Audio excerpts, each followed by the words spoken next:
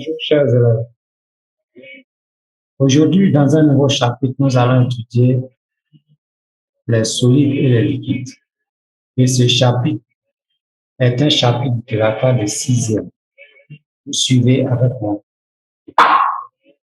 Pour chaque chapitre, nous commençons par une situation d'apprentissage.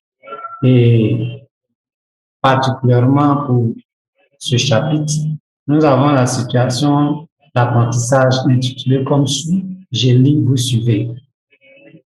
Les jours fériés, une élève de 6e au lycée moderne, jeune fille de Séguéla, va aider sa maman vendeuse au marché. Sur la table se trouvent de l'huile, des oignons, du sel, des aubergines, du jus de bissap, de la farine de maïs, du vinaigre, de l'igname, etc. Elle constate que tous ces éléments présentent des aspects différents.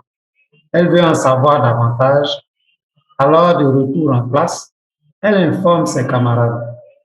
Ensemble, elles cherchent à connaître les propriétés des solides et des liquides, puis à les distinguer.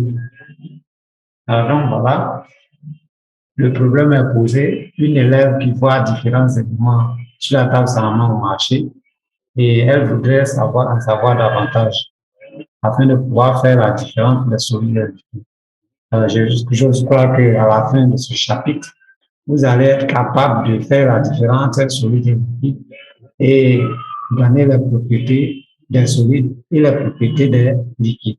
Sans plus tarder, nous allons rentrer dans le vif du sujet. Donc, dans la première partie, nous allons identifier des solides et des liquides. Donc, identification des solides et des liquides. Pour cette identification, nous allons citer quelques exemples de produits. Nous avons de l'huile, le sel, le lait, le riz, la banane et l'igname. Les solides, nous avons la banane, l'igname et le riz. Les liquides, nous avons l'huile et le lait. Alors, cela nous amène dans la deuxième partie où nous allons parler de solides compacts et de solides divisés. Vous avez dû constater que dans la liste que nous venons de faire dans le tableau, il y a des solides qui sont compacts et il y a des solides qui sont divisés, c'est-à-dire en grains ou en poudre.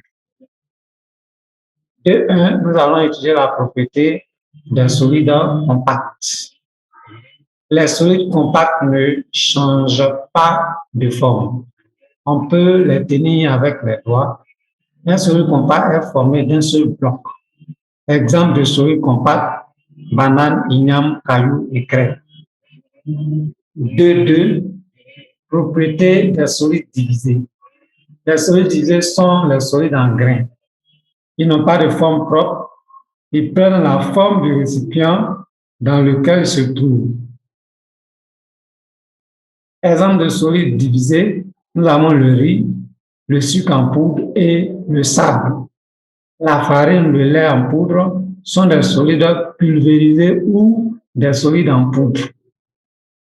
Donc, vous voyez.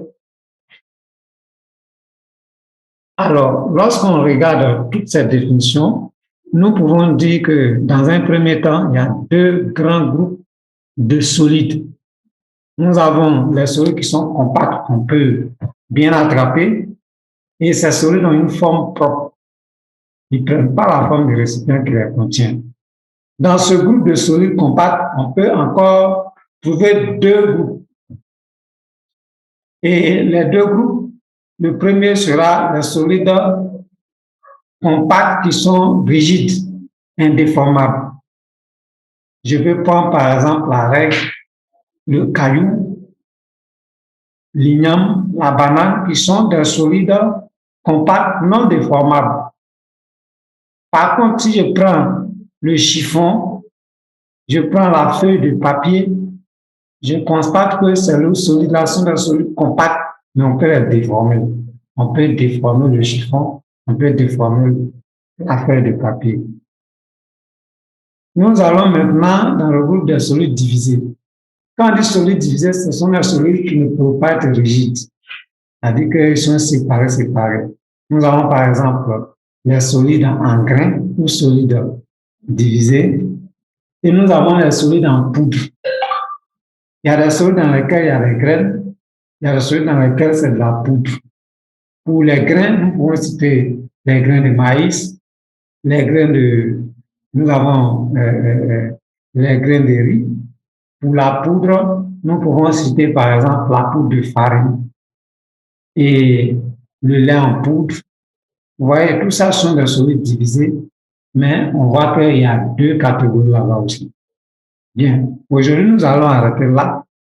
Nous allons passer aux exercices concernant cette partie sur les solides. Merci beaucoup. On se retrouve dans une nouvelle vidéo pour les liquides.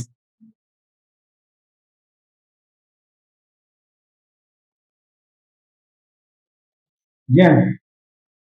Dans la vidéo précédente, nous avons étudié les solides et nous avons classé ces solides-là en deux grands groupes, les solides compacts et les solides divisés. Et nous avons dit que les solides compacts même étaient composés de deux groupes, les solides indéformables, compacts indéformables et les solides compacts déformables.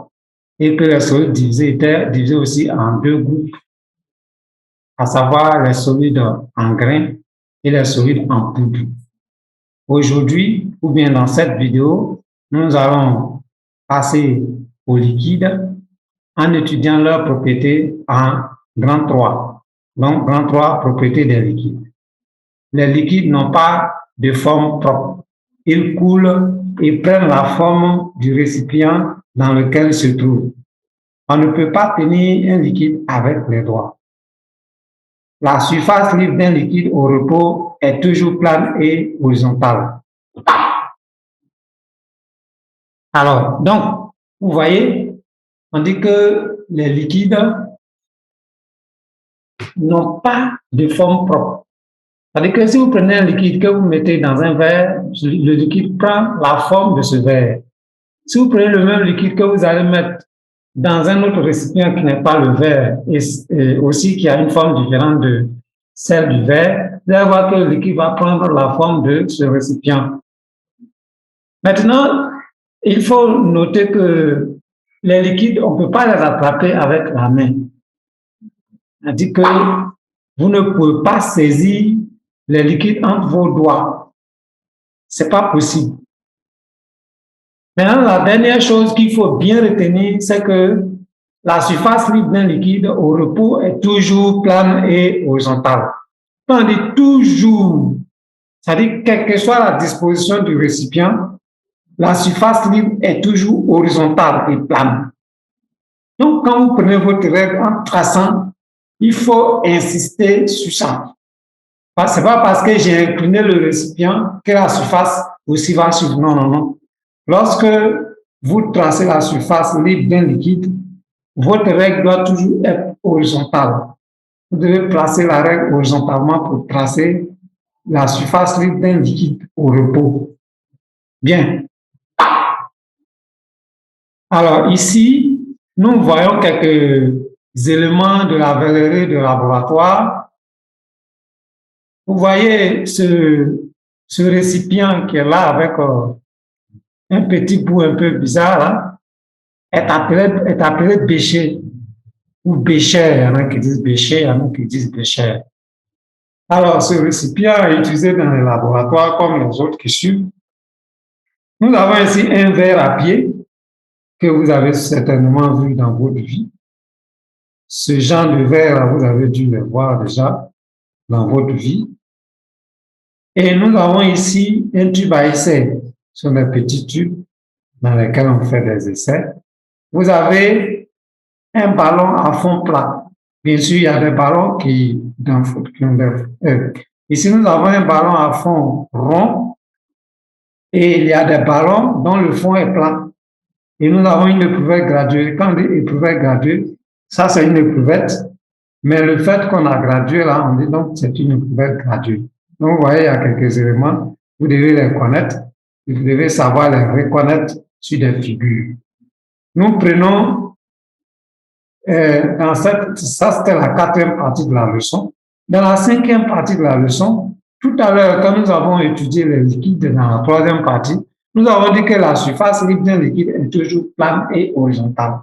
C'est-à-dire que lorsque vous devez tracer la surface libre d'un liquide, il faut toujours placer la règle horizontalement. Vous voyez comment je passe la souris? Cette ligne-là est horizontale. Et ici, vous voyez ce récipient. Le récipient est incliné, mais la surface libre est toujours restée horizontale. Vous tracez une ligne horizontale pour matérialiser la surface libre du liquide à l'intérieur de ce verre à pied incliné. Ici, le ballon à fond rond n'est pas incliné, mais vous voyez que la surface libre du liquide est toujours horizontale et plane.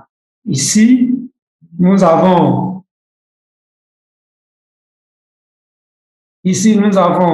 l'éprouvé gradué qui est incliné et vous voyez que la surface libre est horizontale et plane. Toujours, vous placez votre règle horizontalement et puis vous tracez la surface libre du liquide.